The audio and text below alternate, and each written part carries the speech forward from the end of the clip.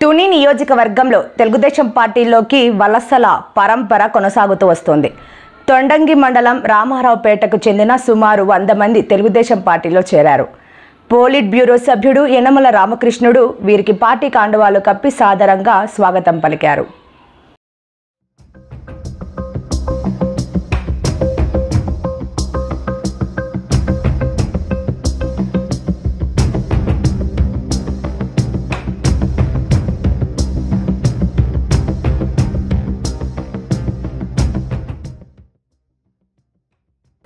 తొండంగి మండలంలో పార్టీని మరింత బలోపేతం చేసే దిశగా సీనియర్ నాయకుడు యనమల రాజేష్ చేస్తున్న కృషి ఫలిస్తుంది. యనమల రామకృష్ణుడి పర్యవేక్షణలో ప్రభుత్వ విప్ యనమల దివ్య కొనసాగిస్తున్న పరిపాలనా విధానానికి ఆకర్షితులై అనేక మంది పార్టీలో చేరేందుకు ఉత్సాహం కనబరుస్తున్నారు.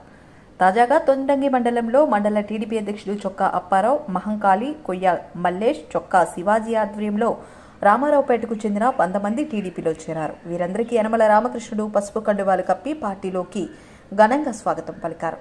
దోనే సత్యబాబు, దోనే నోగరాజు, తిక్క అశోక్, గాలిరాజు, గోసల దేవుడు, గోసల రాజు, అజ్జల్లి సూరిబాబు, తిక్కల కాశీరావు, మైలపల్లి చిన్నబాబులు, గోసల ప్రసాద్, చొక్కా పెద్దకొత్తయ్యతో పాటు సుమారు 100 మంది టీడీపీలో చేరారు.